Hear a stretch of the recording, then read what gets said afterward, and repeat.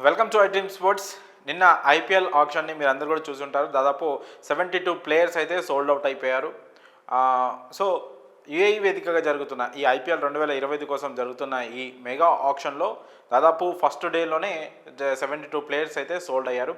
అందులో దాదాపు అన్ని టీమ్స్ కూడా ఆప్షన్లో పార్టిసిపేట్ చేసి తమకు కావాల్సిన ప్లేయర్స్ అయితే వాళ్ళు కొనుగోలు చేసుకోవడం జరిగింది. సో అయితే మనం ముఖ్యంగా ఆర్సీబీ టీం ఏ ప్లేయర్లని తీసుకుంది అనే విషయం గురించి మాట్లాడుకుంటే, ఒకసారి ఆర్సీబీ అసలు ఎంతమందిని తీసుకుంది, ఎంతకు తీసుకుంది.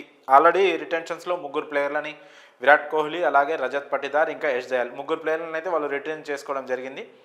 సో వాళ్ళు కాకుండా ఆక్షన్లో వాళ్ళు బై చేసిన ప్లేయర్స్ ఎవరైనా చూద్దాం. ఎక్కువ డబ్బులు ఇచ్చి తీసుకుంది మాత్రం జోస్ హెజల్వుడ్, ఆస్ట్రేలియా పేసర్. తనని దాదాపు 12.5 కోట్లకైతే ఆర్సీబీ తీసుకుంది. ఆ తర్వాత ఫిల్ సాల్ట్ని 11.5 కోట్లకు తీసుకుంది. జితేష్ శర్మని 11 కోట్లకు తీసుకుంది. ఇంగ్లాండ్ ఆల్రౌండర్ లైమ్ లివింగ్స్టన్ అయితే 8.75 క్రోర్స్కి అయితే తీసుకుంది. అలాగే రషిక్ దార్ని 6 కోట్లకు తీసుకుంది.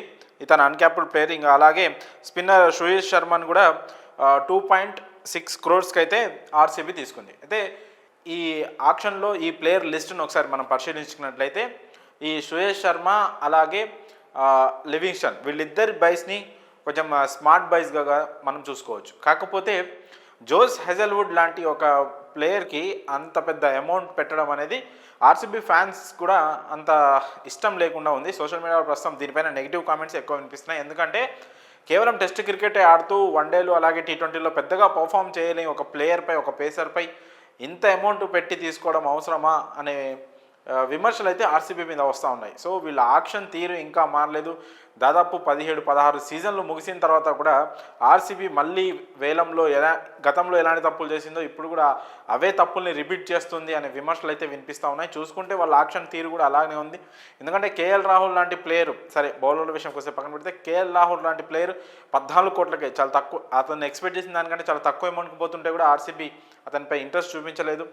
అలాగే టెస్టులు మాత్రమే ఆడుతూ మిగతా లిమిటెడ్ ఓవర్స్ క్రికెట్లో పెద్దగా పర్ఫామ్ చేయని హెజల్వుడ్పై అంత అమౌంట్ పెట్టింది. అలాగే సిరాజ్ని కూడా ఆర్టీఎం ఆప్షన్ ఉన్నా కూడా సిరాజ్ని వద్దనుకుంది.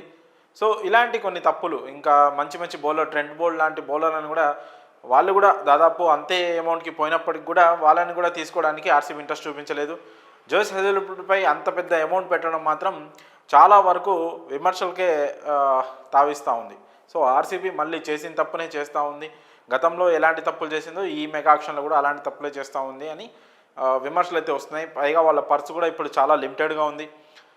మొత్తం దాదాపు సెకండ్ హైయెస్ట్ ఉన్నప్పటికీ ఆక్షన్ స్టార్టింగ్ కంటే ముందు 83 కోట్లు పర్సులో ఉన్నప్పటికీ ఇప్పుడు దాదాపు తగ్గిపోయి ఉంది. ఇప్పుడు డే 2లో వాళ్ళు ఎలాంటి స్ట్రాటజీతో ప్లేయర్స్ని తీసుకుంటారనే విషయం మాత్రం ప్రస్తుతం చాలా ఇంట్రెస్టింగ్గా మారింది. ఎందుకంటే ఇప్పటివరకు కొన్న ప్లేయర్లు అలాగే రిటెన్షన్ చేసుకున్న ఈ లిస్ట్ మొత్తం ఒకసారి చూసుకుంటే ఇంకా టీము సరిగ్గా కుదరనట్టు ఉంది. చాలా టీమ్స్, ముంబై ఇండియన్స్ కానీ, ఎస్ఆర్హెచ్ కానీ, ఇంకా మిగతా కొన్ని పంజాబ్ వాళ్ళకి అసలు 2 ప్లేయర్లను మాత్రమే రిటైన్ చేసుకున్నప్పటికీ కూడా నిన్న ఆక్షన్లో చాలా అగ్రెసివ్గా వెళ్ళి చాలామంది ప్లేయర్లను తీసుకున్నారు. ఒక ఫామ్ అయితే వచ్చింది. ఒక చూసుకుంటే టీంకి ఒక రూప్ అనేది వచ్చింది కొన్ని టీమ్స్కి. కానీ ఆర్సీబీకి మాత్రం ఇంకా ఆ స్ట్రక్చర్ అయితే రాలేదు. ఒక టీం అయితే సరిగ్గా ఫామ్ కానట్టే కనిపిస్తూ ఉంది. మరి చూడాలి ఇంకా మిగిలిన ఆక్షన్లో కొంత డబ్బుతో ఎలాంటి ప్లేయర్లను తీసుకుంటారు. సో పెద్ద అమౌంట్ పెట్టే పరిస్థితి లేరు, అంత మంచి ప్లేయర్లు కూడా వచ్చే దాంట్లో లేరు. జితేష్ శర్మ ఓకే మంచి బై అని చెప్పుకోవచ్చు, కానీ తనకు కూడా అమౌంట్ కాస్త ఎక్కువే పెట్టేశారు అనే విమర్శలు కూడా వస్తూ ఉన్నాయి. చూడాలి మరి ఆర్సీబీ మరి ఈ టీంతో ఈసాలా కప్ నమ్దే ఆ స్లోగన్ నిజం చేస్తుందా, లేదా మరొకసారి ఆ స్లోగన్ లాగానే మిగిలిపోతుందా. టీం సరిగ్గా కుదరకపోతే మాత్రం ఎంత ఫ్యాన్ పేజ్ ఉన్నా, ఎంత క్రేజ్ ఉన్నా మాత్రం ఆ కప్ అనేది రాదు. ఖచ్చితంగా ఆటగాళ్లే బరిలోకి దిగి ఆడాల్సి ఉంటుంది. కాబట్టి విరాట్ కోహ్లీ లాంటి ఒక స్టార్ ప్లేయర్లకి, పర్ఫామ్ చేస్తున్న ప్లేయర్లకి ఒక టీం కూడా జత కావాలి. ఒక ప్లేయర్ వల్ల కప్ అనేది చాలా కష్టం. అది దాదాపు 16-17 ఏళ్ళ నుంచి మనం చూస్తూనే ఉన్నాం.